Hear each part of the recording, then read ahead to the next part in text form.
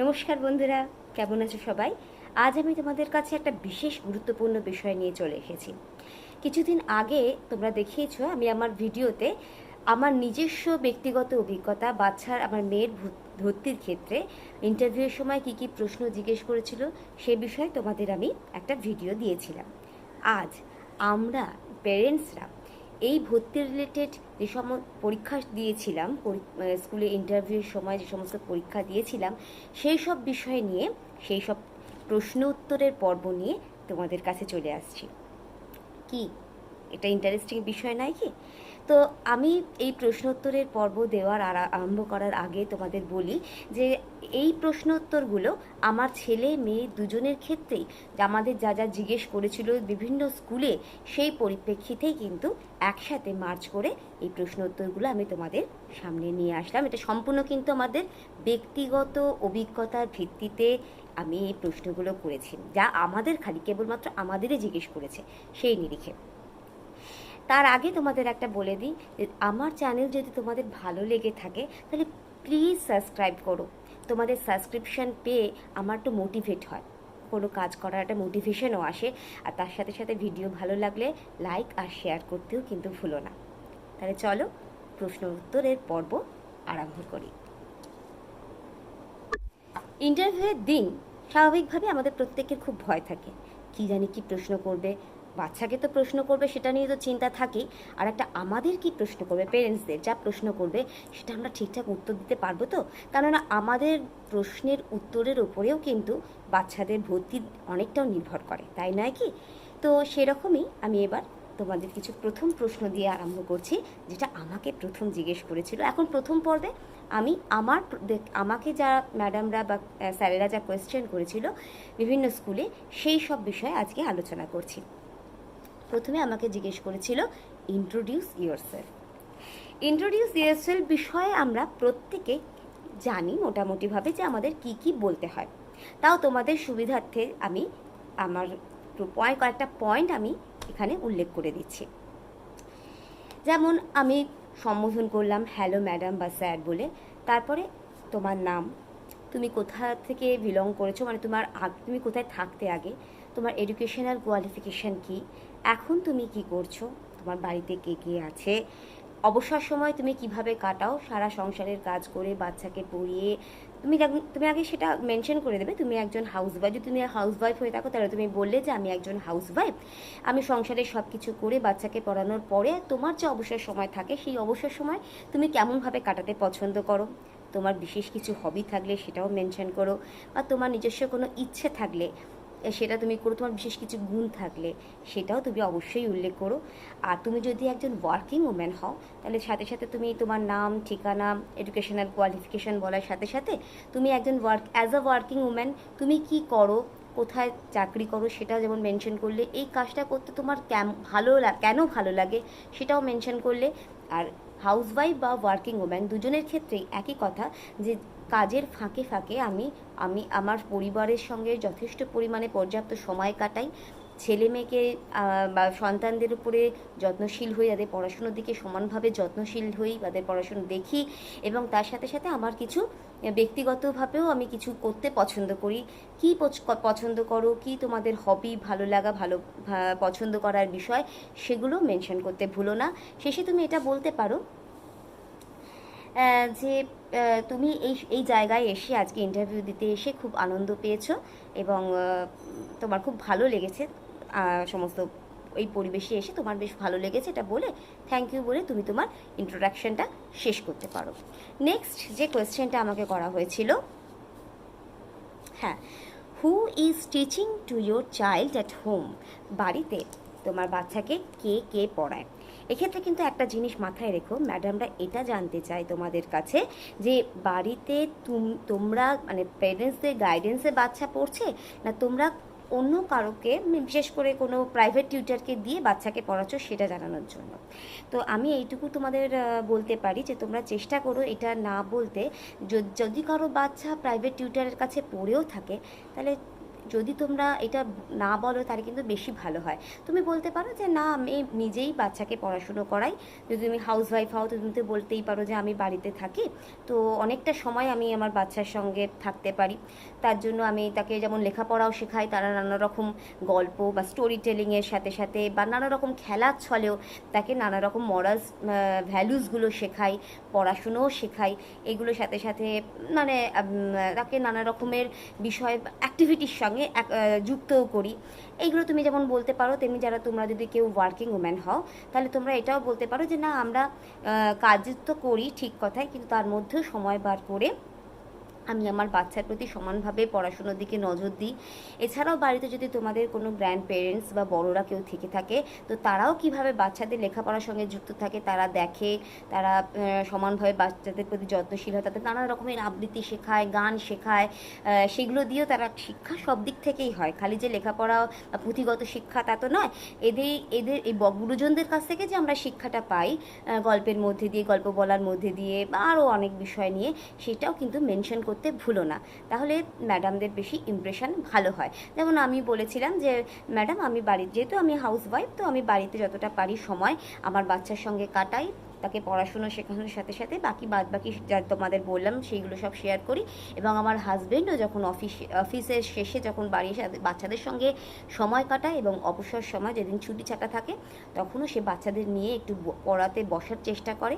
এবং এছাড়া তো আমরা নানা রকম জায়গায় অ্যাক্টিভিটিতে যুক্ত থাকি ছুটি ছাটার সময় একসাথে সমবেতভাবে, তো সেটাও কিন্তু মেনশন করতে তোমরা ভুলো না। নেক্সট যে কোয়েশ্চেনটা করা হয়েছিল যে আপনার বাচ্চার কাম অ্যান্ড কোয়াইট, তারা কি খুব শান্তশিষ্ট? তো এক্ষেত্রে একটা প্রশ্ন বলা যেতে পারে, দেখো বাচ্চাদের নেচারই হচ্ছে একটু দুষ্টুমি করা। তো আমি কিন্তু খুব অনেস্টলি একটা কথার উত্তর দিয়েছিলাম।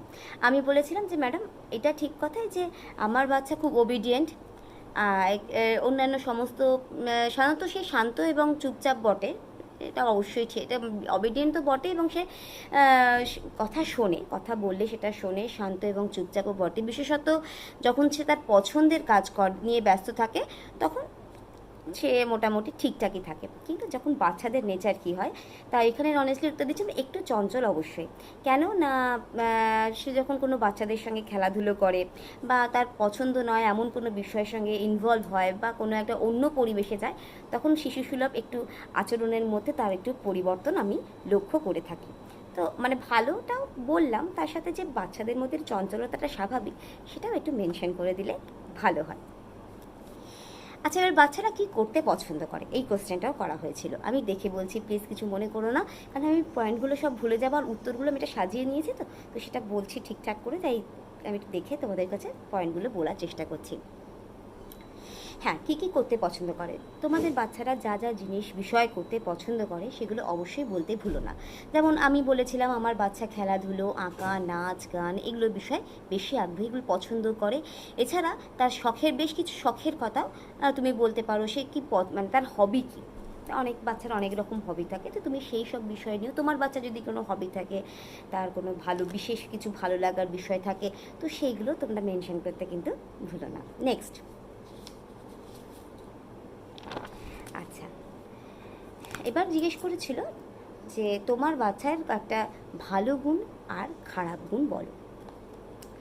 তো এখানে তোমাদের বলি, ভালো গুণ তো বলবোই, অবশ্যই বলবো, আমার সন্তান, আমি আমার সন্তানের ভালো গুণ যত পারবো ভালো করে প্রচার করব। নেক্সট যে কোয়েশ্চেনটা জিজ্ঞেস করছিল সেটা কিন্তু ভীষণ ভাইটাল, মন দিয়ে শোনো কিন্তু। বাচ্চার দুটো ভালো গুণ, বা দুটো না হলেও যাই হোক, বাচ্চার ভালো গুণ আর খারাপ গুণগুলো ব্যাখ্যা করতে বলছিল, যে আপনার বাচ্চার ভালো গুণ কী কী আছে আর খারাপ গুণ কী কী আছে সেটা আমাদের কাছে ব্যাখ্যা করুন। দেখুন এক্ষেত্রে কিন্তু তোমরা ভালো গুণ যেমন একগাদা এলাবোরেটলি ব্যাখ্যা করো না, আর খারাপ গুণ বলতে গেলে কিন্তু একদম যেগুলো বাড়িতে করে দুষ্টুমি বা কিছু, সেগুলো কিন্তু বলতে অত যেও না। এমনভাবে বলবে, ভালো গুণ তো খুবই অবশ্যই তুমি ভালোভাবেই বললে, কিন্তু ঠিকঠাক পয়েন্টে বলো, যাতে যারা বুঝতে পারে যে তোমার বাচ্চা বিশেষ কী ভালো গুণের অধিকারী। আর খারাপ গুণ যখন বলবে তখন কিন্তু ভালো গুণ রিলেটেড এমনভাবে বলো যে ভালো গুণই সেটা, কিন্তু সেটা যখন একটু বেশি বাড়াবাড়ি হয়ে যায় সেটা খারাপ গুণ হয়ে যায়।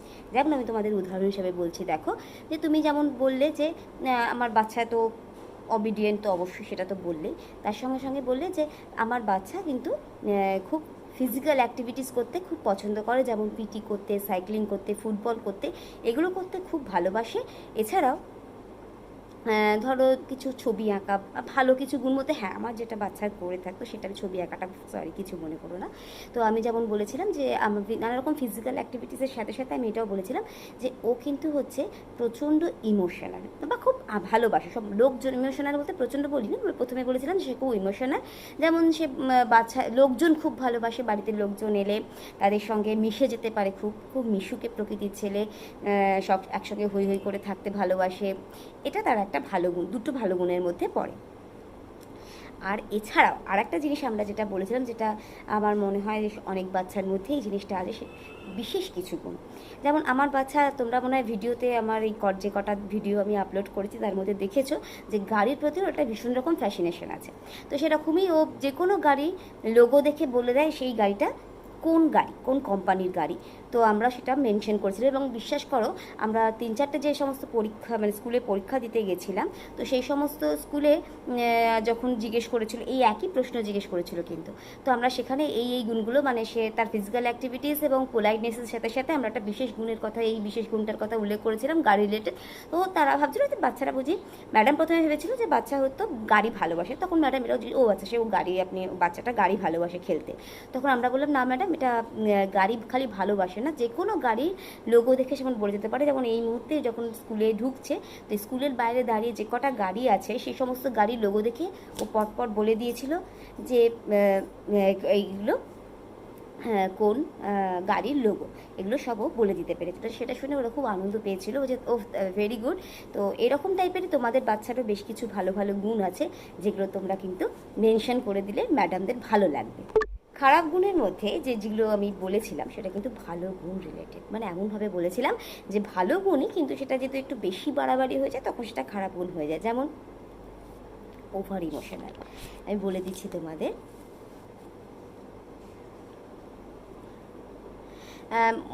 মনে করো যে যেমন আমি বলেছিলাম যে ম্যাডাম ও তো ইমোশনাল, আপনাকে বলেছিলামই, কিন্তু অনেক সময় কী হতো, একটু মাঝে মাঝে মাত্রা অতিরিক্ত ইমোশনাল হয়ে পড়ে, তখন সেটা ওর নিজের শরীরের পক্ষেও খারাপ হয়ে থাকে। যেমন বাড়িতে লোকজন এলে তো খুব একসাথে মিশে যেতে পারে, কিন্তু যখন তাদের যাওয়ার সময় হয়ে যায় তখন প্রচণ্ড কান্নাকাটি থেকে আরম্ভ করে হাত পা ছোড়াছুড়ি, মারামারি, মানে কান্নাকাটিটাই বেশি বলেছিলাম, যে কান্নাকাটি এত বেশি করে যে অনেক সময় তার কাঁদতে কাঁদতে সে নিজে অসুস্থ হয়ে পড়ে, আমাদেরও খারাপ লাগে এবং তার সাথে যারা যাচ্ছে সেই মুহূর্তে তাদেরও খুব খারাপ লাগে।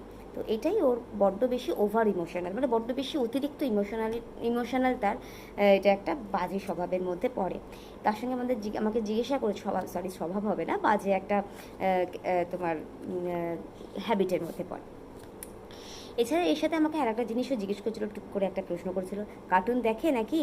তা সেখানেও কিন্তু আমি খুব অনেস্ট উত্তর দিয়েছিলাম। হ্যাঁ, টিভি দেখার রিলেটেড যে কোয়েশ্চেনটা করা হয়েছিল, দুটো জায়গায় আমার করেছিল, তা আমি বলেছিলাম হ্যাঁ ম্যাডাম টিভি দেখে, তবে সেটা লিমিটেড টাইমের মধ্যে, আর কার্টুনও দেখে, তবে আমরা চেষ্টা করি ওকে কার্টুনের জায়গায় রাইমস জাতীয় কোনো চ্যানেলটা খুলে দিই, সেটা দেখতে খুব পছন্দ করে। একটা রাইমস চ্যানেলসগুলো দেখবে যে যখন স্কুলে অনেক সময় যে স্মার্ট টিভিতে ম্যাডামরাও অনেক সময় রাইমস চালিয়ে দেয়, যাতে করে বাচ্চাদের একটু ভালো লাগে, বা কনভারসেশন বা জিকে এই জাতীয় জিনিসগুলো শুনলে বাচ্চাদের ইন্টারেস্টও বাড়ে, তার সাথে সাথে শিখতেও পারে অনেক কিছু বিষয় নিয়ে। তো আমিও সেই রকম জাতীয় কয়েকটা পয়েন্ট বলেছিলাম যে হ্যাঁ টিভিও দেখে টুকটাক, তার সাথে সাথে কার্টুনও দেখে, সেটা বলবো না যে কার্টুন দেখে না। তার ফেভারিট কার্টুন কী আছে সেটাও জিজ্ঞেস করেছিল, সেটা আমার ছেলেকেও জিজ্ঞেস করেছিল, মেয়েকেও জিজ্ঞেস করেছে ফেভারিট কার্টুন কী, সেগুলো তো ওরা ওদের মতো বলেছিল, আর আমি জানি বলে ওদের পছন্দটাই বলেছিলাম।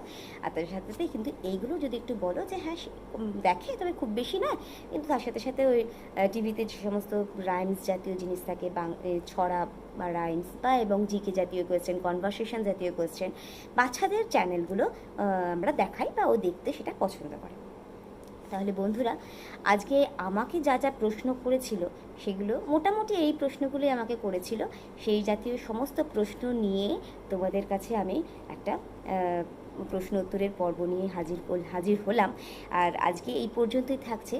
পরবর্তী কিন্তু ভিডিও নিয়ে ওর বাবাকে যে সমস্ত প্রশ্ন করা হচ্ছিলো, সেখানে কিন্তু বেশ কিছু ভালো ভালো গুরুত্বপূর্ণ প্রশ্ন করেছিল, যেগুলো চট করে কিন্তু আমরা যা দেখিনি, আমি আসলে শুনিও নি খুব একটা যে অন্যান্য ইউটিউব চ্যানেলে যে এটা কিন্তু আমাদের ব্যক্তিগতভাবে করা হয়েছিল, মানে ব্যক্তিগতভাবে আমার অভিজ্ঞতার ভিত্তিতে আমি এটা তোমাদের এটা বলছি যে বিশেষ কিছু গুরুত্বপূর্ণ প্রশ্ন, বিশেষ করে দুটো বিশেষ গুরুত্বপূর্ণ প্রশ্ন সম্মুখীন আমরা হয়েছিলাম। পরবর্তী ভিডিওতে কিন্তু আমার সাথে থাকো কিন্তু তোমরা, আর ভিডিওটা দেখতে থাকো। পরবর্তী ভিডিও নিয়ে আমি আসছি কিছু কিছু সময়ের মধ্যেই। ততক্ষণ আমার পাশে থাকো, সাথে থাকো।